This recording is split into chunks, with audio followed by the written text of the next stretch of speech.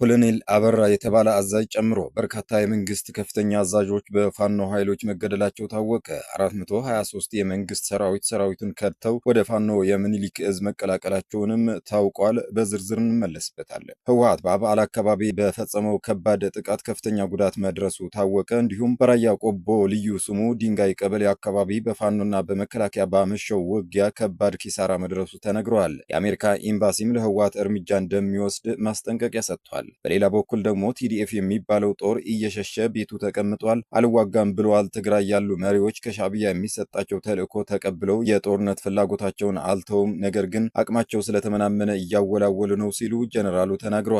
በሀገሪቱ በተለያዩ አካባቢዎች በተለይም በኦሮሚያ ክልል በኦነግ ሸኔ ስም አሰቃቂና ዘግናኝ ጥቃት በህዝብ ላይ ሲፈጽሙ የነበሩ ኃይሎች መንግስት በህቡ ያደራጃቸው መሆኑን በፎቶ የተደገፈ አስገራሚ መረጃ ወጥተዋል። ይህንንም በዝርዝር ትሰሙታላችሁ። ሌተናል ጀነራል አልቡርሃን በፕሬዝዳንት ኢሳያስ እናት ህልፈት ጥልቅ ሐዘን እንደተሰማቸው ገለጹ። ትላንትና የተለያዩ ሀገራት አምባሳደሮችና ዲፕሎማቶችም ሐዘን በተቀመጡበት ዳስ ተገኝተው አጽናንተዋቸዋል። ክቡራንና ክቡራት የኤኤንኤን ቤተሰቦች በቆይታችን እነዚህንና ሌሎችም ሀገር አቀፍና ቀጠናዊ መረጃዎችን በዝርዝር እናቀርባለን። ለቤቱ አዲስ የሆናችሁ ውድ ወዳጆቻችን ላይክ፣ ሼር እና ሳብስክራይብ በማድረግ የደወል ምልክቷን በማብራት የቤቱ አባል ተሆኑ ዘንድ በአክብሮት እንጋብዛለን። አሁን ወደ ዝርዝር ዘገባዎች እናልፋለን። አብራችሁን ቆዩ። 423 የመንግስት ሰራዊቱን ከድተው ወደ ፋኖ የምኒልክ እዝ መቀላቀላቸው ተገለጸ። በአንድ ወር ብቻ 304 ሰራዊት ተበትነው እንደተቀላቀሉት የገለጸው እዙ የቀሩት ደግሞ በተለያዩ ስያሜዎች ከሚንቀሳቀሱ የመንግስት ኃይሎች መሆናቸው ተገልጿል። ምኒልክ እዝ በአካሄደው ዘመቻ 332 የተለያየ ትጥቅና ከ28000 በላይ ተተኳሽ እንደማረክ አስታውቀዋል። ይህ በሌሎች እዞችም ተመሳሳይ ፍጻሜ መሆኑ ነው ምንጮቻችን የሚገልጹት። ኮሎኔል አበራ የተባለ በቴዎድሮስ እዝ የተገደለ አዛዥ ጨምሮ በርካታ የመንግስት ከፍተኛ አዛዦች በፋኖ ኃይሎች መገደላቸው የተገለጸ ሲሆን 76ኛ ተብላ የምትታወቀው የመንግስት ክፍለ ጦር አዛዥ መማረኩን ከመንግስት ባለስልጣን ሰምተናል። በሌላ በኩል በጎጃም ፋኖ ባደረገው የማጥቃት እርምጃ ከደብረ ማርቆስ የቅርብ ርቀት የምትገኘው አማኑኤል ከተማ መቆጣጠሩን አስታውቋል። በባህር ዳር አካባቢም እንዲሁ ተመሳሳይ ድል ተጎናጽፌያለሁ ብለዋል። በሌላ ዜና ቁጥራቸው እየጨመረ የመጣው የቤንሻንጉል ጉሙዝ ታጣቂዎች አባይ ግድብ አካባቢ በሚገኘው ብቅሮ በተባለ ስፍራ ጥቃታቸውን አጠናክረው ቀጥለዋል። በዚህም 140 የመንግስት ሰራዊት መደምሰሱን አስታውቀዋል። በሀገሪቱ በተለያዩ አካባቢዎች በተለይም በኦሮሚያ ክልል በኦነግ ሸኔ ስም አሰቃቂና ዘግናኝ ጥቃቶች በህዝብ ላይ ሲፈጽሙ የነበሩ ኃይሎች መንግስት በህቡ ያደራጃቸው መሆኑን አስገራሚ መረጃ ወጣ። እነዚህ ኃይሎች በመንግስት የተደራጁ የተጠኑ ጥቃቶች እንዲፈጽሙ ትዕዛዝ የሚሰጣቸው ሲሆኑ በተለይም ህገወጥ እስርና አፈና፣ ከፍተኛ የደህንነት ስጋትና ግጭት እንዲሁም ዜጎችን አፍኖ ገንዘብ መጠየቅ ይገኙበታል። እነዚህ ኃይሎች መንግስት ኦነግ ሸኔ ሲል ቢገልጻቸውም ከትላንት ወዲያ የኦሮሚያ ምክትል ርዕሰ መስተዳደር አቶ አወሉ አብዲ ወደ ፊንጫ ስኳር ፋብሪካ በሄሊኮፕተር በሄዱበት ወቅት አቀባበል ሲያደርጉለትና ሲያጅቡት መታየታቸው ተጋልጧል።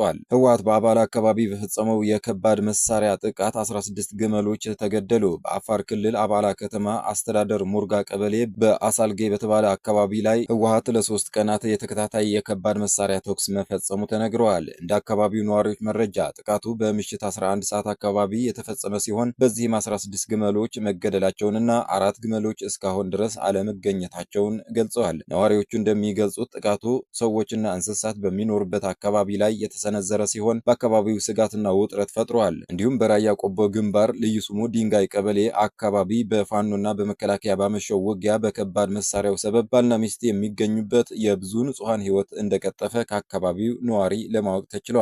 ቲዲኤፍ የሚባለው ጦር እየሸሸ ቤቱ ተቀምጧል፣ አልዋጋም ብለዋል። ትግራይ ያሉ መሪዎች ከሻዕቢያ የሚሰጣቸው ተልዕኮ ተቀብለው የጦርነት ፍላጎታቸው አልተውም፣ ነገር ግን አቅማቸው ስለተመናመነ እያወላወሉ ነው። በፊት ማስተዳደር በቻሉበት አቅም ማስተዳደር ስላልቻሉ አፋኝ ህግ አውጥተው ማስተዳደር ነው የሚፈልጉት።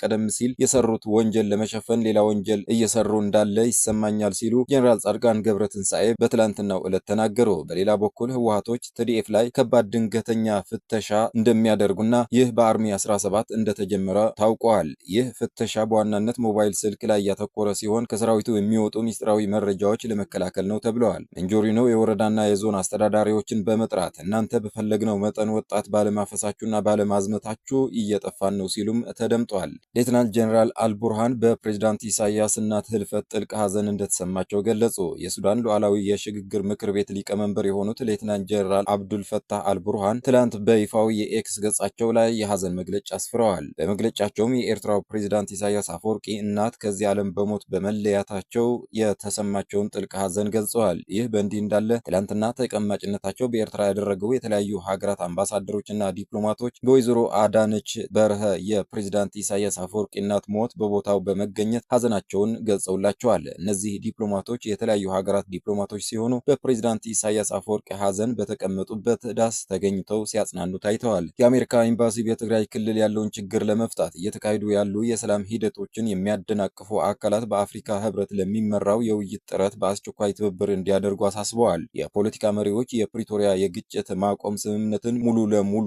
ተግባራዊ ማድረጋቸው እጅግ አስፈላጊ መሆኑንም ኤምባሲው ገልጸዋል። ኤምባሲው ይህን የገለጸው በትግራይ ክልል ያለውን ሁኔታ በተመለከተ በቃል አቀባዩ በኩል ትላንት አርብ ሰኔ 19 2018 ባወጣው መግለጫ ነው። የትላንትናው መግለጫ አሜሪካ አክራሪ ባለቻቸው የህወሓት አባላትና የቅርብ ቤተሰቦቻቸው ላይ የቪዛ ገደብ መጣሏን ካሳወቀች ከአንድ ሳምንት በኋላ ነው። የትላንትናው የአሜሪካ ኤምባሲ መግለጫ ህወሓትን በቀጥታ ባይጠቅስም ሆነ ብለው የሰላም ሂደቶችን የሚያደናቅፉ አካላት የሚል አገላለጽ ተጠቅመዋል። በክልሉ ያሉ የፖለቲካና የሲቪል ማህበረሰብ መሪዎችም በፖለቲካዊ ውይይት መሳተፍ እንደሚገባቸውም ኤምባሲው በመግለጫው አሳስበዋል። መሪዎቹ በጥቅምት 2018 በደቡብ አፍሪካ ፕሪቶሪያ የተፈረመውን የግጭት ማቆም ስምምነት ሙሉ ለሙሉ ተግባራዊ ማድረጋቸው እጅግ አስፈላጊ መሆኑንም ኤምባሲው አስገንዝበዋል። አሜሪካ ይህን ብትልም የትግራይ ክልልን በአሁኑ ወቅት እያስተዳደረ ያለው ህወሓት የፕሪቶሪያ ግጭት ማቆም ስምምነት መፍረሱን በተደጋጋሚ በሚያወጣቸው መግለጫዎች ሲያስታውቅ ቆይተዋል።